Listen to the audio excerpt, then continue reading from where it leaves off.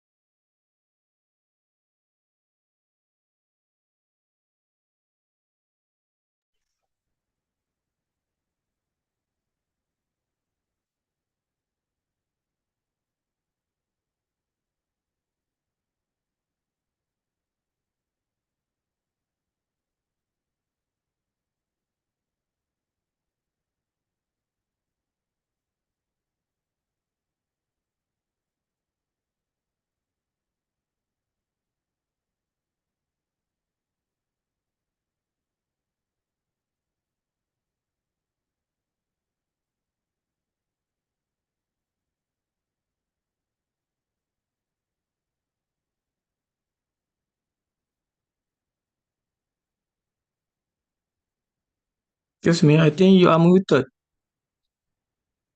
I think you are muted. Am I audible now, sir? Yes, yes.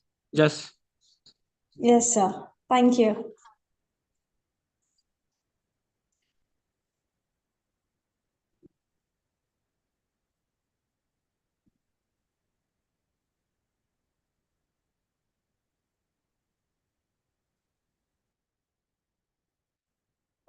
Is my screen visible now, sir?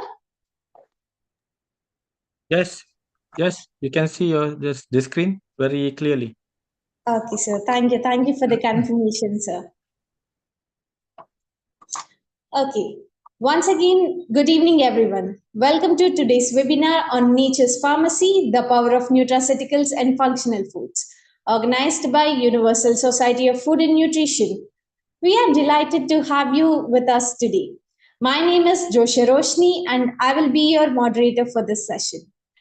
Before we move ahead to the webinar, first a gist of organizers USFN. Universal Society of Food and Nutrition is a leading non-profit professional association dedicated to advancing research and development in food and nutrition. USFN has spearheaded technical innovations and sustainable progress in this vital field. Our forum fosters innovation and research, bringing together professional leaders, universities, organizations, and associations to collaborate on our shared mission. We connect global innovators and acts as a bridge between the researchers and academicians, industrialists, organizing events that promote knowledge exchange and scientific advancement. And I would like to introduce our keynote speakers of our day, Dr. Van Rosley Van Isaac, Dean and Professor in Food Science and Nutrition, School of Health Sciences, University Saints Malaysia, Health Campus Malaysia. And second keynote speaker of our day, Associate Professor TSDR Mohammed Admin Khalili bin Rohin, Director, Center for Knowledge Transfer and Continuing Education, School of Nutrition and Dietetics, Faculty of Health Science, University Sultan Zainal Abidin, Malaysia.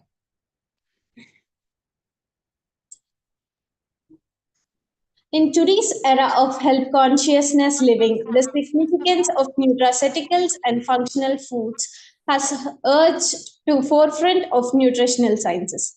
Our webinar, Nature's Pharmacy, the Power of Nutraceuticals and Functional Foods, delves into the transformative potential of these natural remedies.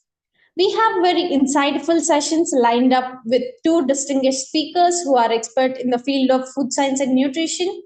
They will share the knowledge and research on the benefits and applications of nutraceuticals and functional foods. Our first speaker is Dr. Van Rosley Van Isaac. Van Rosley Van Isaac is a professor of nutrition program at the School of Health Sciences, University Saints Malaysia Health Campus, Kelantan, Malaysia. Currently, he is a dean of SHS of USF. His research team emphasizes more on utilization of natural agriculture byproducts into popularly consumed processed foods.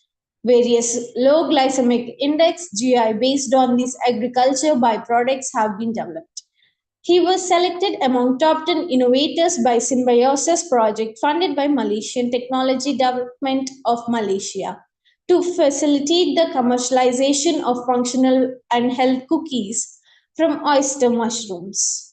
NutriMush cookies. He has published more than 130 articles in various index journals. Dr. Van Rosley will discuss further about the topic. Now, please join me in welcoming Dr. Van Rosley Van Isaac. Sir, floor is to you, please. Thank you very much for the very kind introduction. Can you hear my voice? Yes, sir, you're pretty audible, sir. All right, let me allow me to share the screen, yeah? Yes, please, sir.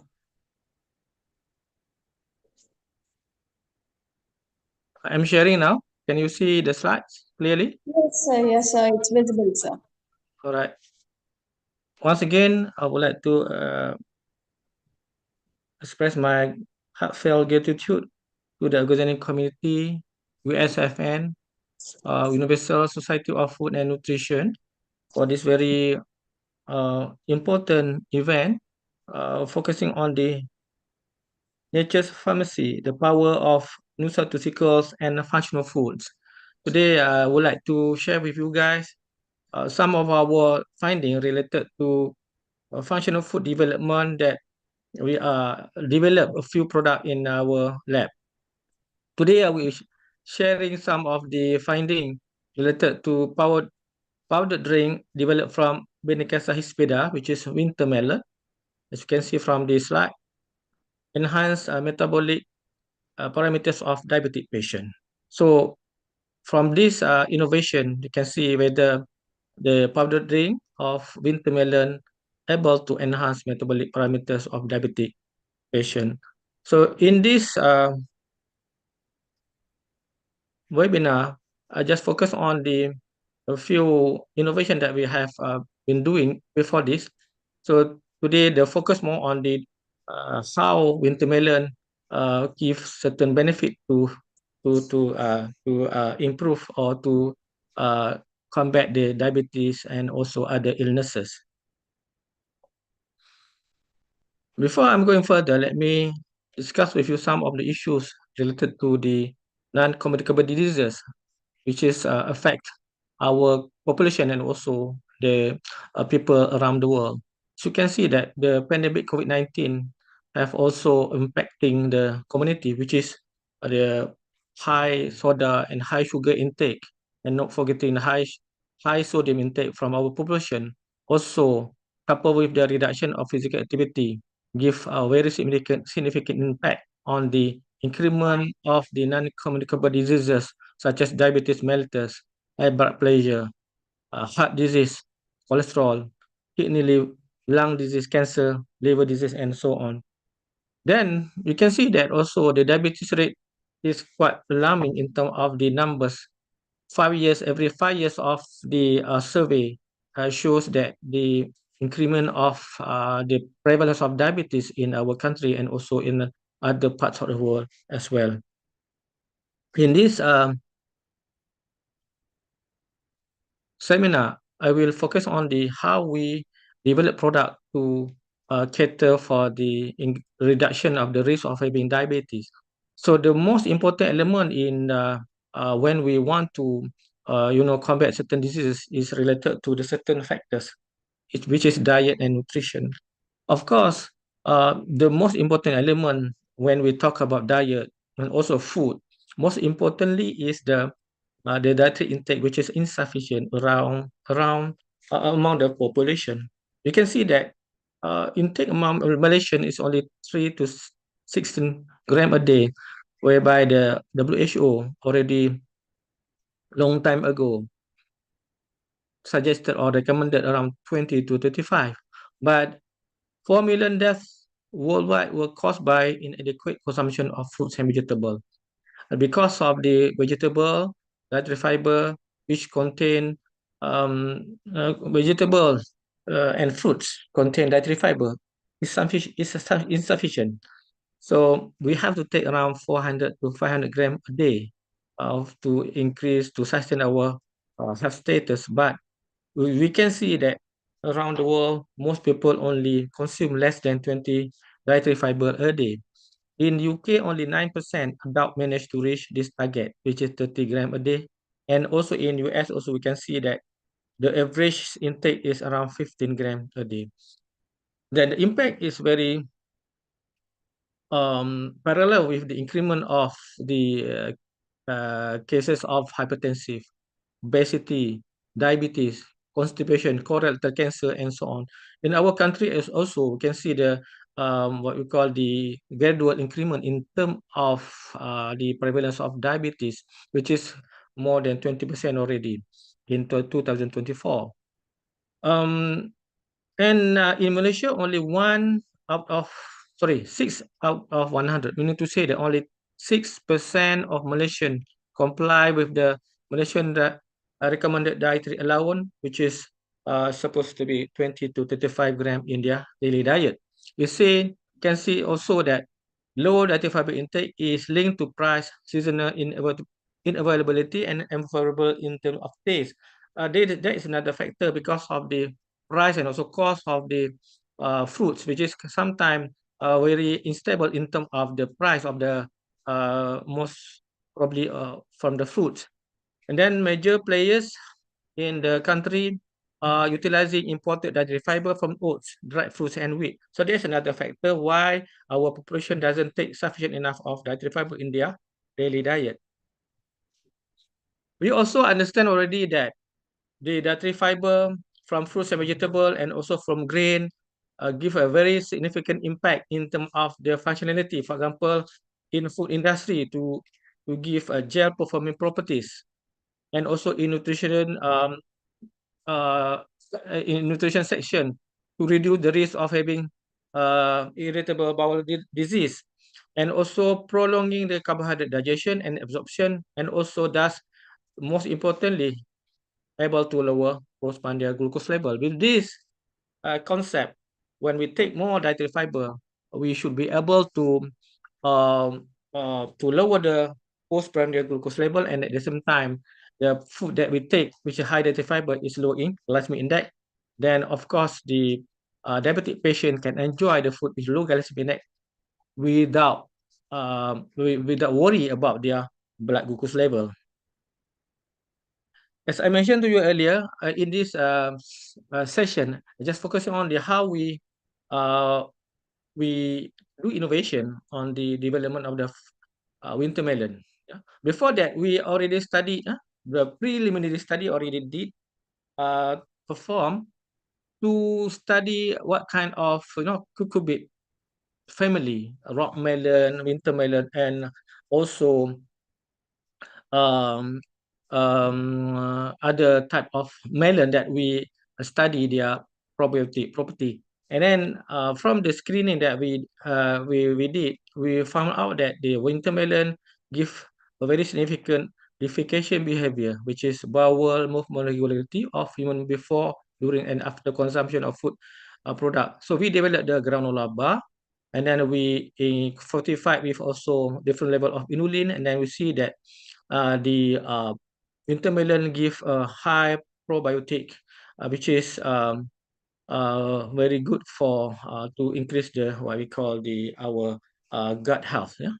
So from the innovation, or from the early preliminary study that we did, we found out that the wintermelon give a specific good to promote the growth of the good bacteria, lactobacillus bacteria, and also which is give the what we call significant that this winter melon can be utilized as an agent to improve or to produce a product that can give prebiotic property. Before that, also we have studied the winter melon, which is the active compound. One of them is gallic acid, catechin, which is associated with the cardioprotective effect. And then also not forgetting the gallic acid and also vitamin C, which is already present in the watermelon. Even though we have done a few what we call technique of extraction by using different extraction technique, using low heating method and also normal kind of boiling and simmering. So we can see that the gallic acid is still present in the extract of winter melon. And then also beside gallic acid, the ascorbic acid also very dominant, still present in the extract of when we extract with 3% of metaphosphoric acid, and also we compare with distilled water and also 3% of citric acid. So we can see that this three different extraction technique also give the ascorbic acid still present in the wintermelon extract.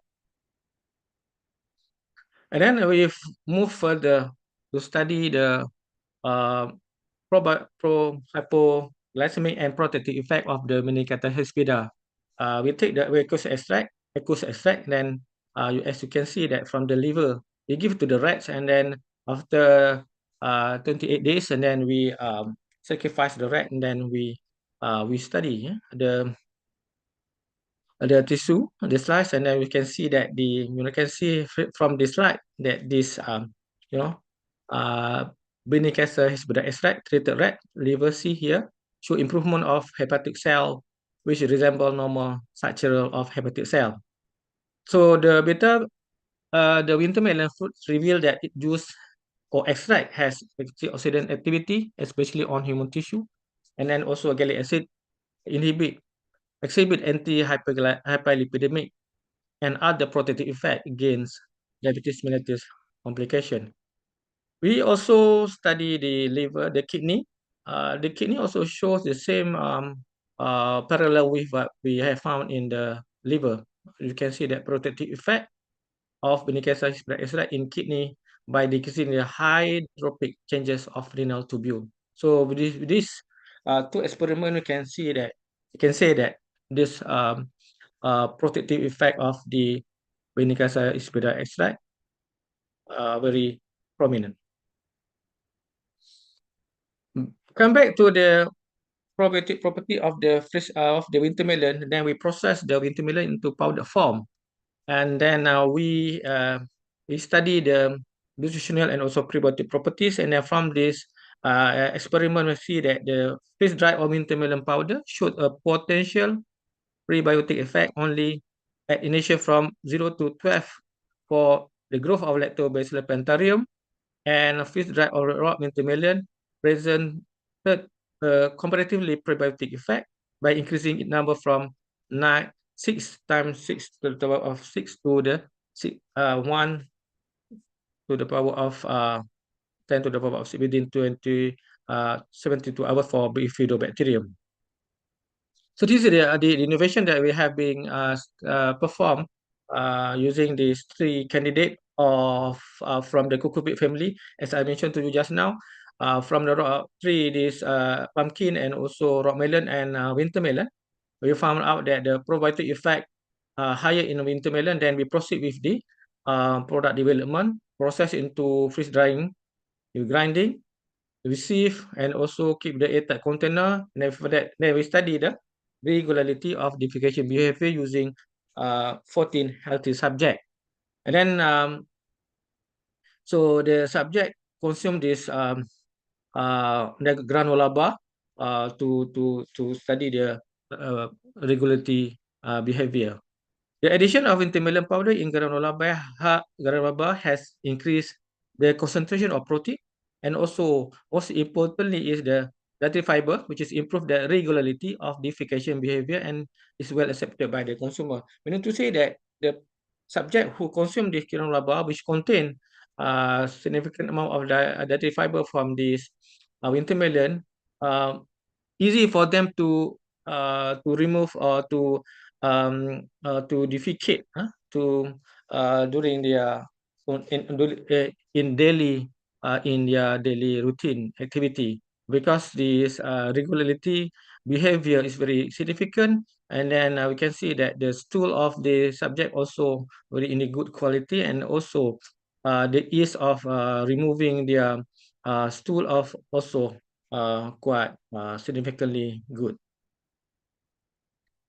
And then we proceed with the what we call the uh, anti-glycation and in vitro amylolysis mechanism of polyphenol-rich extract of the winter melon for the whether the extract of winter melon able to reduce the hyperglycemic property operative effect in human being, because we have seen that in rats we have to prolong until 6 weeks, because 6 weeks is fair enough, because we can say why it takes for so long for rat study to see the effective of hypoglycemic and protective effect because of the natural sugar inside the intermelon. So then for human being also, for human subject also, we proceed to look whether the hypoglycemic and protective effect also significant in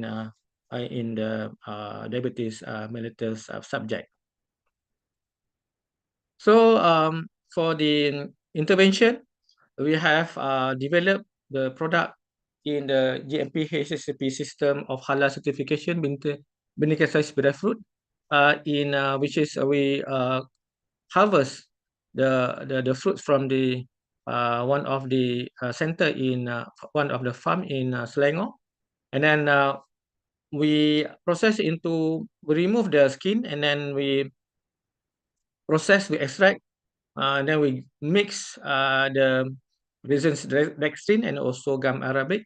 And then we spray dry, and then after that we develop a powder from this winter melon. Yeah, and then we compare with the placebo in 5 gram sachet, which is contain also the 2 gram of resistant dextrin and also gallic acid, 2 gram also, and also what we call the nutritive sweetening agent also we add to ensure that the blood glucose level of the diabetic patient doesn't being much affected. Yeah. So the development of the functional drink, we use some small amount of artificial sweetening agent.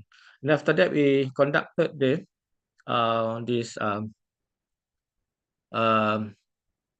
intervention for 12 weeks, involving 36 of participants, which is diabetes mellitus patient. And then we compare with the placebo of the 36, and then we study this kind of parameters. And also most importantly is the post-intervention assessment for until week 12. So this is the sachet that we have been developed, and then inside is the powder of winter melon extract. We combine with the gallic acid, resistant dextrin, and also the gum arabic, and also artificial sweetening agent. And then we give to the 36 subject diabetes patient for 12 weeks. Yeah? So this is the outcome from the what we have studied this line anthropometric laboratory and clinical variable of the participant. So for 36 12 week we have gathered the what we call anthropometric measurement, and also most importantly is the mass lean of body weight was showed favorable trend of increasing at weeks number 6 and week 12 as compared to baseline in the intervention group, but not in the control group, which manifested the decrease in the lean body mass. The comparison of laboratory and clinical variable within the baseline and interventional group at baseline and week number 12 after intervention with wintermelon extract powdered drink shows in this table. As you can see that the fasting plasma glucose so that the intervention group shows a greater reduction in the fasting plasma glucose here compared to the control group. This is the control group. This is control group. Which is you can see that the changes, yeah, there were no significant changes in mean of HbA1c here. This is the for intervention group, and also for the control group. Between week 12 and baseline in both the intervention group and control group, mean insulin in the interventional group had decreased from 17.3 here to 16.0 at baseline and week 12 respectively. This demonstrated that the efficacy of the wintermelon extract supplement in terms of controlling some variable in patient with type 2 diabetes. And then for the triglyceride, we can see that the value is 1.6 millimole here, while it was 1.5 millimole at week number 12. There was a reduction in triglyceride level at almost 4%. However, no changes in mean triglyceride within the control group was detected after 12 weeks of interventional group. Mean HDL, high density cholesterol, was consistent in the intervention group, yet reduced in the control group when compared to the baseline. All values, with the exception of HOMA beta, low density cholesterol, this and BMI reduced, with the reduction being statistically significant for the diastolic blood pressure in the interventional group. The intergroup analysis revealed that the fasting plasma glucose, insulin, HOMA-IR, and TG value has reduced by more than interventional group than the control group. The reduction of fasting plasma glucose to 7.6 millimole per liter at 6 weeks after the intervention group began shows that more than 1 month was enough to demonstrate that the efficacy of the wintermelon extract supplement in terms of the controlling some variable patient in type 2 diabetes mellitus.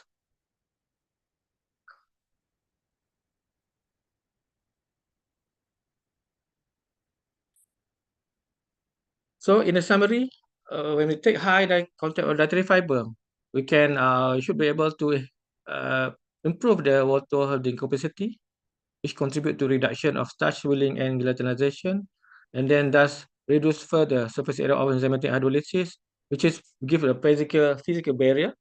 They reduce diameter and disturb starch granule structure and reduce the glycemic index and also give a positive, what we call positive protective effect. As a summary, the addition of intermelon powder in granola bar has increased the concentration of protein, fatty fiber, and also regularity of defecation behavior and will well accepted by the consumer. The freeze drive of wintermelon shows a potential prebiotic effect only at initial from 0 to 12 for Lactobacillus plantarum, and rock melon presented a comparatively probiotic effect by increasing in number from 6 to 6 to the power of 6 within 7 to 72 hours for bifidobacterium. Freeze dried wintermelon has increased the probiotic growth of Lactobacillus plantarum and exhibit the highest prebiotic index. The use of wintermelon extract may potentially improve both blood pressure and glycemic control in patients with type 2 diabetes, and it may be an attractive candidate for the development of the functional food product.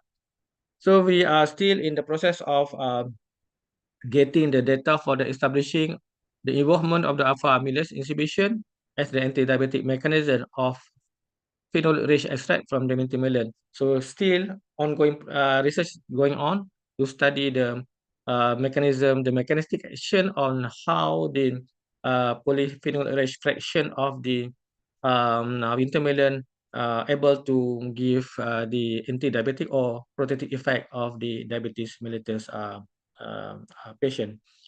I also would like to share with you some of our research related to seaweed that we have ongoing. And then we process into powder form using the biodehydration system or using the this hybrid solar system. And then with that, we develop a free product to increase dietary fiber, and also a few product already in the market from seaweed. Then also this is the product that contain dietary fiber and also high iodine, and also not forgetting the mineral that can give the sustainability to increase to sustain the health status of our populations and also population. Sorry. And then this is the recent one in progress. We also would like to study the how the hypoglycemic mechanistic action of sulfated polysaccharide extract from the brown seaweed of using the high HPP, high pressure processing for the for the anti-diabetic property as well. Still ongoing, so I would like to um, share our study here, and then maybe if you have more question, and also if you have interested to to join our group or to collaborate, feel free to to contact me. This is my email and also my WhatsApp number and also my social media. These are my group, Dr. Majid, and then also this is our team, and then all the postgraduate students who are are the main hero in this what we call this invention. Yeah. With that, thank you very much for your attention. Thank you.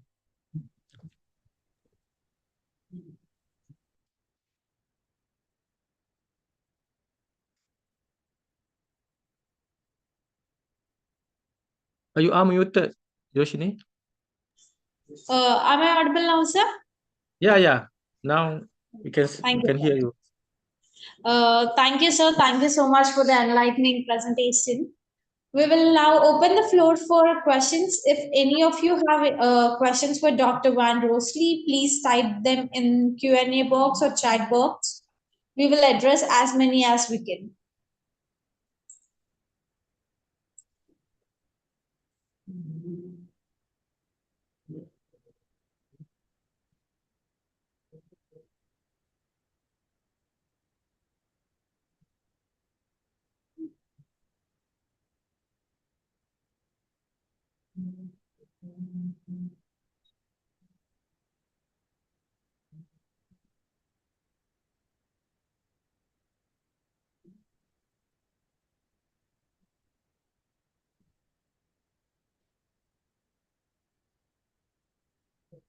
Participants, the floor is open for the questions. If you have any questions for us, sir, please type them in Q&A or raise your hand so you can ask the questions directly either.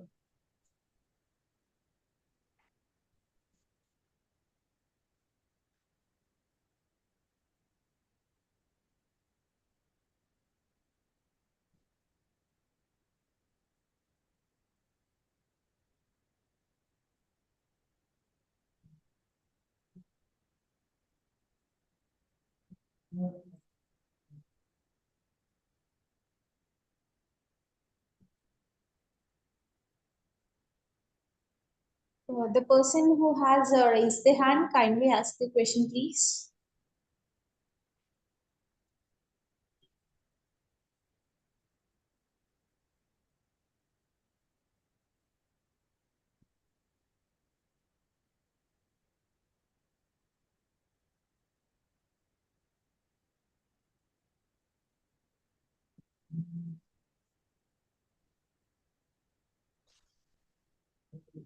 I guess there are no questions from the participant side, sir.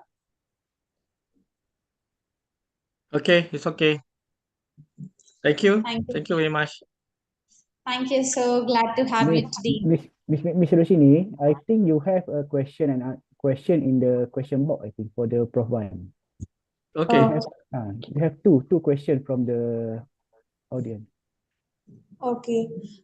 First is in regards to result of declining HbA1c, is there any changes on diet in terms of calorie deficit, physical activities, and medication? How do you produce granola bar from rock melon? Do you have any standard formulation for that? These are the questions. Yeah. Thank you. Thank you.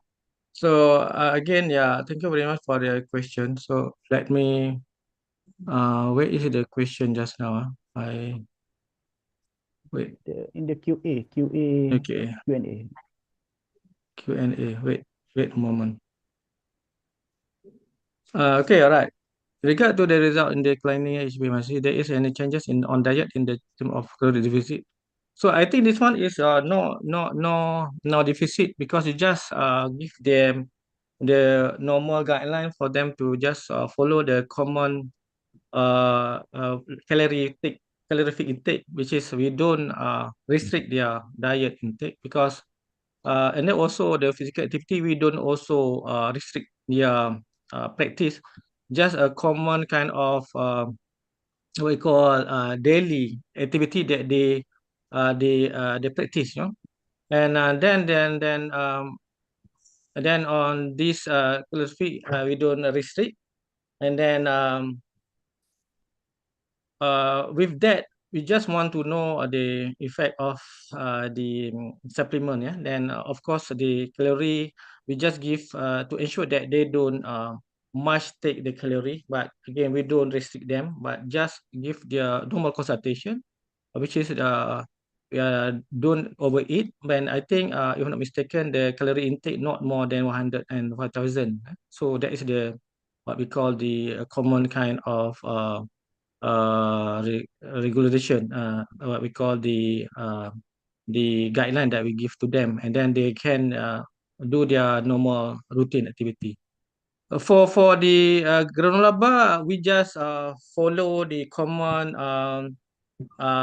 common kind of granola bar, which is we use common ingredient like honey, a little bit of honey because we don't use more honey, but most importantly is honey just to give to mix them together, to stick them together to ensure that the very add very low amount of honey, and also other ingredient to ensure that most importantly is the development of the granola bar not use high sugar content.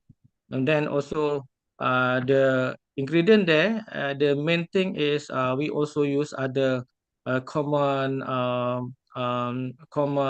ingredient, but important to be include also with the powder from the extract freeze dried extract of winter melon, and also some artificial sweetening agent. So that is in the what we call the mixture or the combination of those ingredients is just a common one. Then also we also integrate with the inulin for 4% because we would like to give the what we call the significant effect of the prebiotic because we also the inulin is one of the common ingredient that added to give the prebiotic effect. So this one can granola bar from intermediate extract is one of the ingredient just to give the to boost the effect because of the prebiotic property that we get from the early study. So the dosage for intermediate extract is if we will get extract not more than 200 if I can show you just now. Then 200 more than Yeah. 200. Yeah. And there are a few more questions, sir. Like, is there any recommended dosage for winter melon extract? The winter melon extract, I think if from our study we use not more than wait a moment. If I'm not mistaken, this sorry. If I'm not mistaken, not more than 200 200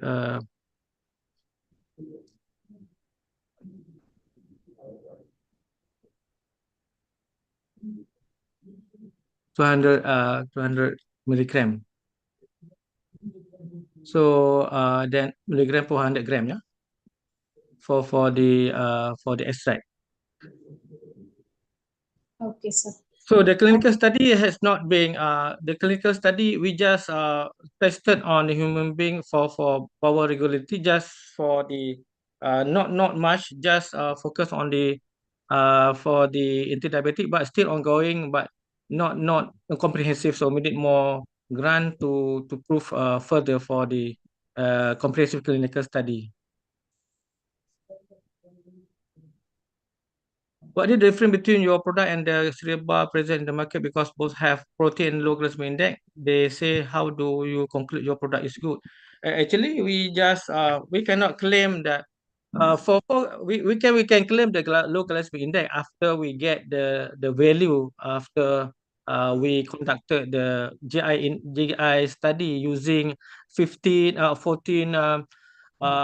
healthy subject of when we which is following the protocol set by recommended by WHO and FAO 1998. So with that we can claim the low glycemic index. But again in this product we if we want to market, I cannot claim low glycemic index yet because I have to um redo or what we call redetermine the glycemic index using healthy subject by accredited lab. For example, in Malaysia, we have a few accredited lab. For example, in University Kebangsaan Malaysia or in Singapore, accredited lab can able to give you the value. Then, if you commercialize that product, then you can confidently put glycemic index which is 52 or 50 value after you already conducted the glycemic index, which is validated.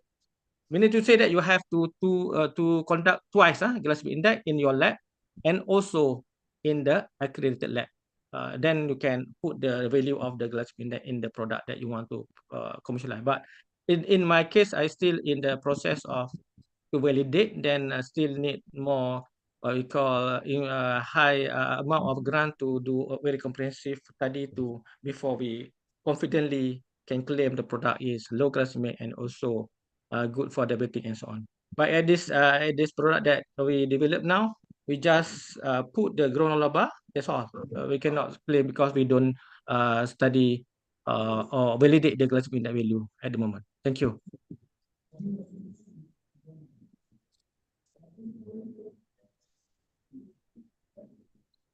Uh, Thank you, sir. Thank you so much.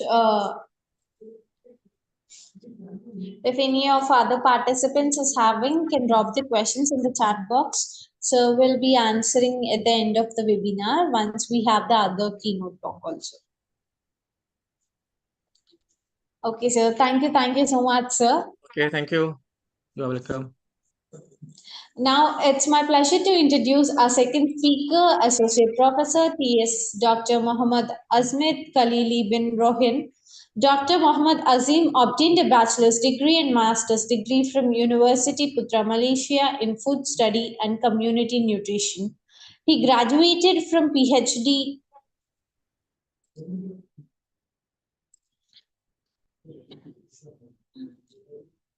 Oh, I'm sorry. He graduated from PhD in Functional Foods and Nutraceuticals from University Sultan Zainal Abidin, Associate Professor at Department of Nutrition and Dietetics, Faculty of Health Sciences, University Sultan Zainal Abidin. Area of interest include functional foods, food chemistry, nutraceuticals, including manufacturing of nutraceutical products, food safety, nutrition related chronic diseases, halal products, hazard analysis, and risk assessment. So, now Dr. Mohammad Azmin will share his insights. Let's welcome Associate Professor T.S. Dr. Mohammad Azim Khalili bin Rohin. Sir, over to you, please.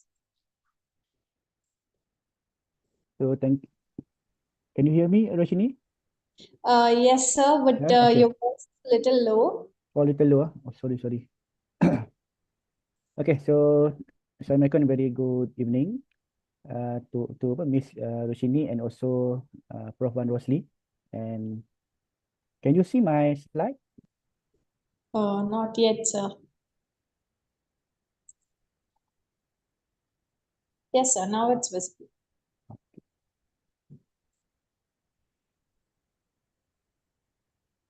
Okay, and first of all, I would like to extend my heartfelt thanks to organizer of USFN seminar for this incredible opportunity, and it was be an honor lah to be here among these distinguished peers, esteemed college and passionate research, and all gather with a common purpose to share knowledge and push the boundaries of our understanding. And today, hopefully, I'm sharing with you a journey to a nature pharmacy, the power of nutraceutical and functional food.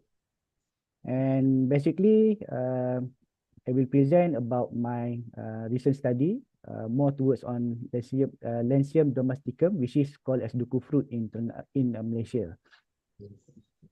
So my name is Associate Professor Technologist Dr. Muhammad Khalili Ibrahim from the School of Nutrition and Dietetics, Faculty of Health Sciences, University Sultan Zainal Abidin from Malaysia. So basically, we just go for the little bit of overview. What is nutraceutical? So basically, nutraceutical and functional food are rapidly gaining popularity as a natural ways to enhance health and prevent disease.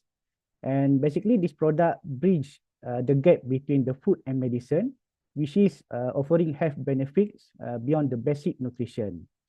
And this common nutraceutical and functional food basically is to explore the definition of benefits and real-world application of this powerful health solution. We can use this kind of nutraceutical and functional food product to make sure that we could understand how they can be integrated into a daily life for improve of health outcome.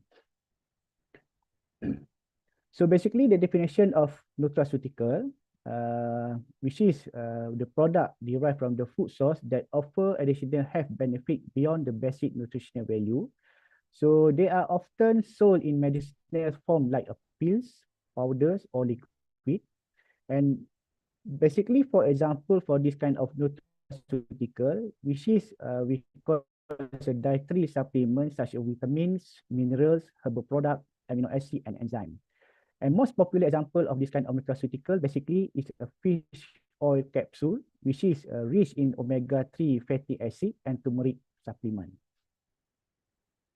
So this one is more towards on definition of functional food, which is the definition that have been enhanced to provide health benefits beyond their basic nutritional content. And this food basically are consumed as a part of the regular diet. Most very popular of functional food product basically are the main as probiotic yogurt, omega-3 enriched eggs, fortified cereals, and functional beverage like green tea with added antioxidant. So basically, for functional food and nutraceutical, the actual practice may be different by countries. Many cultures has used herbs and food for medicinal purposes for 1,000 years. And for instance, we have the traditional Chinese medicine, or we call it TCM. And also Ayurveda have long incorporated various plants and spice into their treatment. But for the modern evolution, basically advanced in science and technology, have allowed us to isolate and understand the active compound in these traditional remedies. This has led the development of modern nutraceutical and functional food, which often are backed with scientific research. But like the previous has been shown by Prof. Wan Wasli. So that is the modern evolution, which is all the what we call the suggestion and all the what we call the recommendation has been backed with the scientific research and so on. So basically for the science behind the nutraceutical, so we have a biochemical basis, which is the nutraceutical work by influencing the biochemical pathway and psychological processes into the body.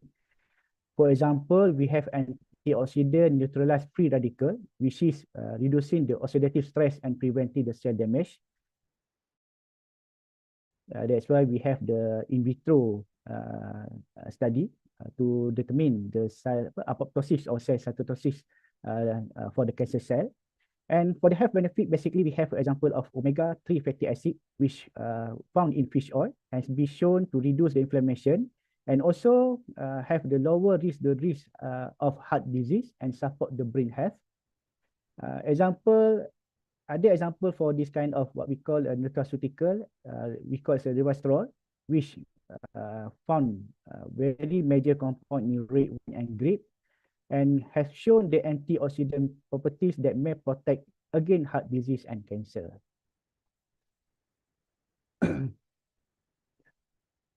So we also have what we call a functional food that provide health benefit by enhancing the biological function. For example, probiotic in yogurt, which help to balance the gut microbiome, which can improve digestion and immune function.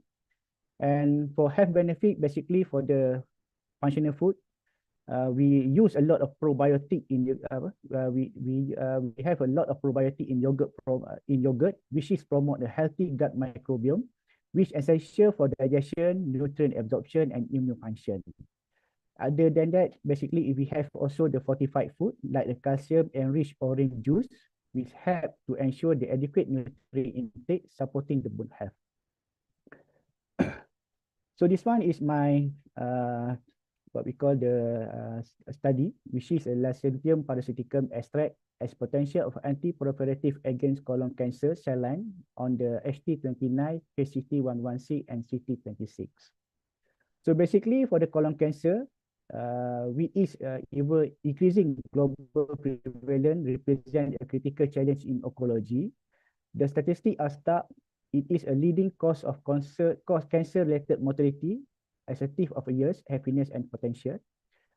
And they have a significant colorectal cancer research in Malaysia, but cannot be overstated, given the increasing burden of this disease on the nation healthcare system and its population. Basically, colorectal cancer ranked as one of the top cancer affecting Malaysia, with both incident and mortality rate rising steadily over the years. This trend mirrors a global pattern, but it's particularly concerning in Malaysia due to various demographic, dietary, and lifestyle changes that have occurred in recent decades.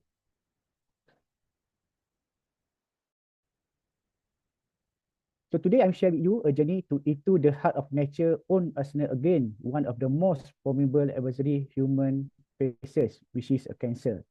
Specifically, we dive into the battle against the colon cancer, a foe marked by its death, resilient, and devastating impact on life across the globe. In the realm of scientific inquiry, where the curiosity meets innovation, we find ourselves drawn to the nature world for answers. Among the myriad gifts of nature, there exists a fruit largely inheritable in a global fight against a cancer, which is we call a Lancium paraceuticum, or normally was known at Malaysia as a duku fruit. So basically, these humble fruit are native from the verdant landscape of Southeast Asia, may hold the key to unlocking the new frontier in cancer therapy. Our research seeks to illuminate the untapped potential of duku, and it is a testament that the belief, the within of nature bounty lies not just a sustain, but also a healing and hope. So our study basically is grounded into the exploration of duku extract and their interaction with colon cancer cell line. We embark on this path driven by simple hypothesis that within the duku fruit lies a compound capable of halting the relentless march of cancer cells. Through rigorous of in vitro analysis, we have begun to uncover the mechanism through the which Lancium paraceuticum exerts its effect on HT29, HCT116, and also CT26 cell line. So basically, the significance of our finding extend beyond the laboratory, and it's beacon of hope for those battling colon cancer and a call to arm for the scientific community to further explore the therapeutic potential of natural product. Our research is about a step on the long road to a future where the cancer can be confronted with no fear. But with the confidence in our experiments, as we share our finding today, we stand on the shoulder of giants, those who have a chart of the unknown territories of science and medicine, and those who in their daily life confront the reality of cancer. It's an honor to their courage, resilience, and hope that we pursue this endeavor. So this one is the finding from our study. Basically, from the finding, the E3 extract of duku sample have shown the significantly higher extraction than E2, E4, and E1 extract, which is from the chloroform, acetone, 50% ethanol, and also distilled water. And conversely, the E1 extract gave the significantly lower extractive yield of duku sample compared to other extract. And the highest extract yield was given by E3 extract, might be due to its represent as an organic solvent, therefore facilitating the extraction of polar compounds that are soluble in both water and organic solvents. The compound other than polyphenol may also has been extracted and thus contribute to the higher yield of extraction. Basically, for the F1 extract, the lower extraction yield exhibited might be due to the less of presence of non-polar compounds such as waxes and oil in the duku sample, as the chloroform represent as non-polar organic compound according to the National Center of Biotechnology Information in 2019. So basically, the characteristic of chloroform as a non-polar explain its inability to dissolve the polar compound from the duku sample optimally. This is because the non-polar solvents such as chloroform, hexane, and benzene are more suitable in extracting the non-polar extraneous compound, such as waxes, oil, sterol, and chlorophyll from the plant-based material. So basically, for the anti-proliferative study, which is evaluated for the duku extract E1, E2, and E3, and also E4, again the colon cancer of HT29, HCT116, and CT26 using the MTT assay. So basically, the activity of cell viability are then measured by comparing the formation of purple color among different usage of sample. And in table, show that the E2 and E3 extract show the highest inhibitory effect against HT29 cell with the IC50 of 0.38 milligram per mil, followed by E4 extract with IC50 of 0.42 milligram per mil. While for the HCT116 cell, the E2 extract gave the highest inhibitory effect with the IC50 of 0.34 milligram per mil, followed by the E3 extract with the 0.38 milligram per mil, and the E4 extract show the IC50 with 0.39 milligram per mil. And for the CT26 cell, so basically the E2 extract also give the most effective result inhibited inhibitory effect with the IC50 of 0.36 milligram per mil. For the E4 extract, basically give the second highest effect on the inhibiting progression of cancer cell with the IC50 of 0.39 milligram per mil and the E3 extract with IC50 0.42 milligram per mil. As earlier research has shown, the ethanol extract of duku fruits did not prevent the progression of HT29 cell. The difference basically in activity could be due as a result to the use of absolute ethanol in this study.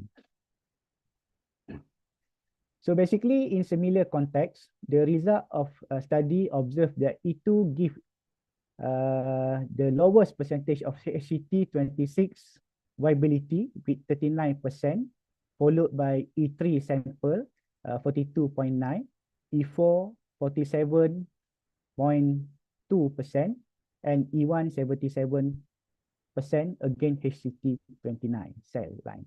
For HCT116, basically the E2 extract give 24% of cell viability, whereas the E3 sample show the 25%, E4 by 28%, and E1 was 80%.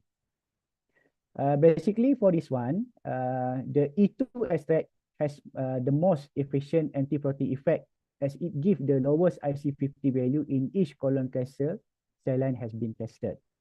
While the E1 basically did not show any inhibition or the proliferation of HCT29, HCT11C, and also CT26 cancer cell line. So for this next slide, so basically this one actually is the morphological changes, which is after we are do the in vitro analysis for the cytotoxic test, we are taking the picture to see whether the cell has been have apoptosis or not. So basically for this one, they show the treated cell of HCT29, HCT11C, and CT26 with IC50 value of E1, E2, E3, and E4 were incubated for 72 hours, and the morphological changes were observed were compared with the untreated cell, which has been depicted in figure 1, 2, 3, and 4 below. Okay. So you can see here that under the control condition at 0 hours, the HCT29, HCT11C, CT26 cell appear healthy with a growth up to 90% of cell confluent. So basically, before we are done a lot of what we call the cytotoxic test, the cell we want use to treat should be more than 90% cell confluent. Then after that, we can start the treatment using the cell extraction and so on.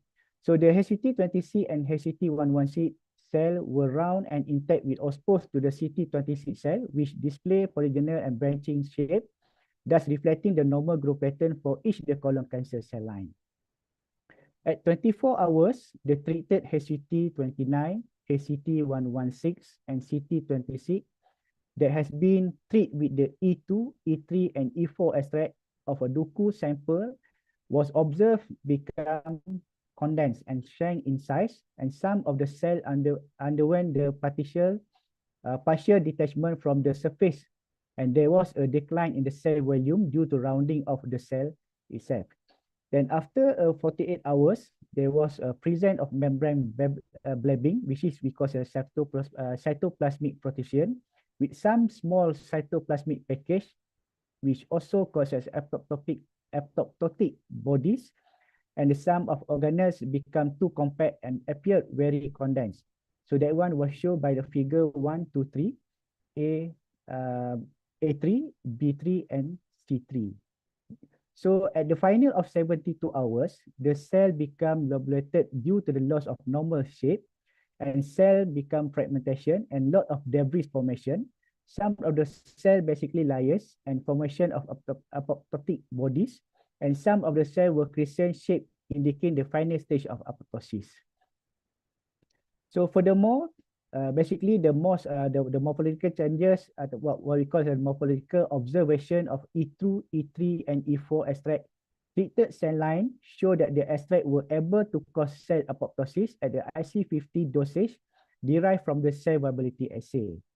All the cell line basically display the evidence of apoptosis after 24 hours of treatment with the E2 and E3 and also the E4 extract, and complete debridement with the cell after 72 hours. However, the cell of the E1 extract treated cell cancer line was observed to be unaffected by the exact administration after 72 hours of treatment. Generally, basically for this one, was show the anti-porosity effect of a sample usually affected by each antioxidant activity and each phenolic and also the flavonoid content that has been extracted from this kind of extract. So the phenolic and flavonoid compound are important due to the hydroxy group present in this compound to act as a free radical scavengers. So basically, for the conclusion, our study not only emphasize the critical role of solvent selection in the extraction of bioactive compound from the plant material, but also demonstrate the potential of Duku extract as anti-protective agent against the colon cancer. So this research basically has demonstrated the aqueous ethanol is a good solvent to maximize the extraction of yield from the Duku fruits or the L parasitical fruits. But the aqueous ethanol and water and acetone extract of Duku as fruit also have a high antiprotective activity, with morphological studies show their apoptotic potential against the cancer cell lines. So basically, from the correlation between the extraction yield and the phenolic content and antiprotective activity underscore the intricate interplay between the solvent properties, the phytochemical composition, and also the biological efficacy. So the result basically highlight the potential of Duku extract, and particularly those obtaining with a specific solvent composition as a candidate for the further investigation in colon cancer therapy. So I think that's it for my sharing for today. I hope this sharing has sparked the conversation that will continue beyond the confine of this venue. And it was an honor to be here and excited to present my to share my study. So thank you again. So I give leave back to you to Miss Rosini. Thank you. Thank you, sir. Thank you so much for your informative session. There are a few questions in the from the participants end. First question is, which part of Duku fruit that you have studied? Okay, so basically for Dr. Nazri, so basically for Duku fruit, we are using the flesh of the fruit. So the flesh one. So we remove all the seed and the what we call the peel. And for the second question, you use methanol for Duku extract. What are the reasons? So basically, we want to compare actually because methanol, ethanol, basically the methanol is very strong to extract all the compound from the fruits and also plant. But in order to minimize the cytotoxic, so it was more advisable to use the ethanol as compared to the methanol.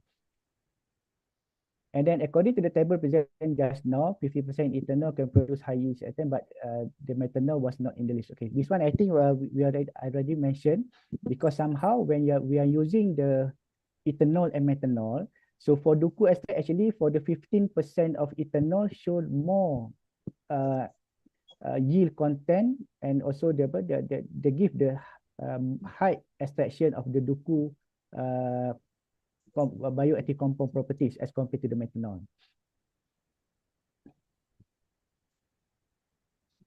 If any of the other participant is having any queries, kindly drop your questions in the chat box, please. And maybe Dr. Nazir, you can go to my journal. So actually this one is a summarized for the whole of the paper. So for more details about the extraction, the table, so that one you can go to the my journal at the I think that one is a food research journal. So maybe you can go to that one.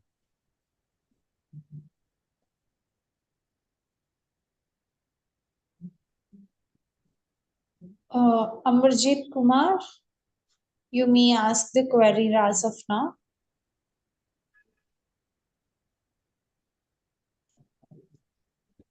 So basically, they study more towards on cytotoxic activity Hello. only. Hello. Yeah.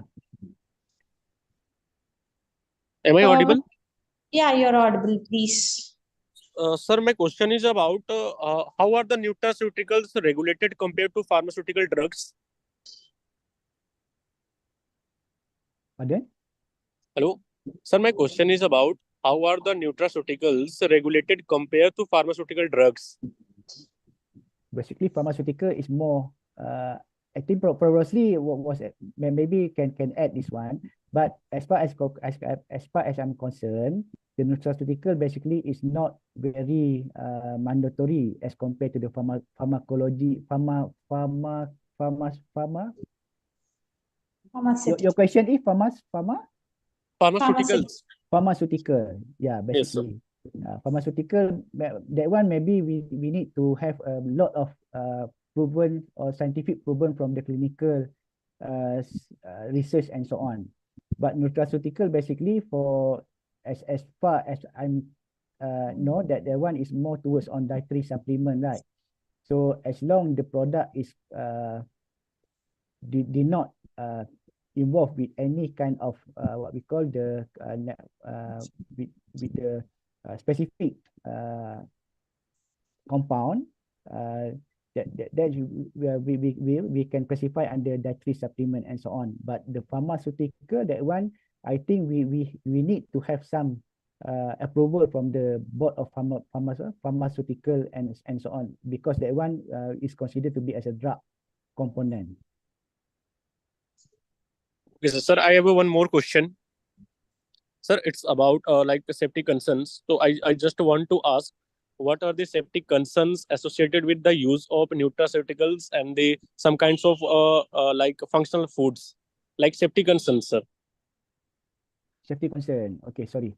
That's why basically for any pharmaceutical, you need to have like Malaysia, we have NPRA, I think. So any kind of pharmaceutical product, you need to have some approval from the drug regulatory in order in order you can commercialize or you can market your product in the market.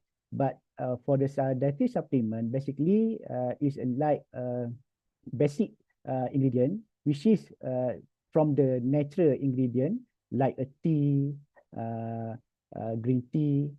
Maybe somehow for Malaysia, we have what we call a Tongkat Ali tea. So that one is 100% extract from the plant, which is we make it as a tea. So you can take that one as a daily drink, but they still have the caution. So you need to take this type of tea maybe twice for day, not more than twice daily usage. But for the pharmaceutical, you need to have some approval from the board of pharmacy or regulatory, because the compound basically is considered as a drug.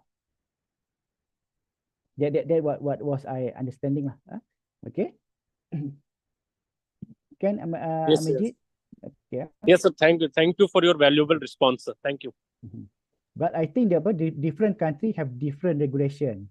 So what has been practiced in Indonesia maybe different have been practiced in India and so on.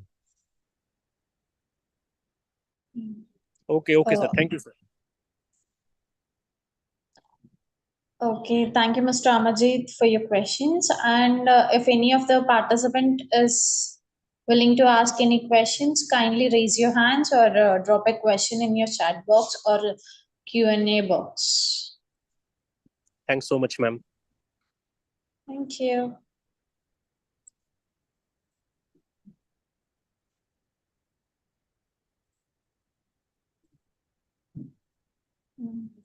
I guess there are no furthermore queries from the participants. Thank you.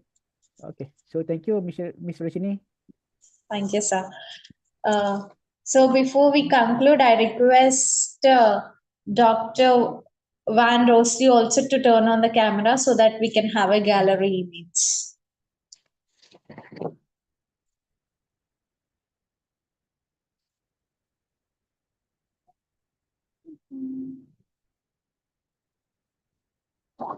Dr. Rosley.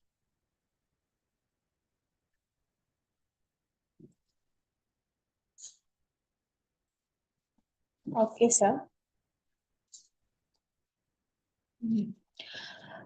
Thank you to both of our esteemed speakers for their invaluable contribution today. We hope you all found this webinar both informative and inspiring. A recording of today's session and additional resources will be available on our website shortly. We would also like to extend our gratitude to all our attendees for their participation. Before we conclude, we encourage you to stay connected with us for future webinars and events. Thank you once again and have a wonderful day. Thank you all. Thank you. Thank you, sir. Thank you for joining us today.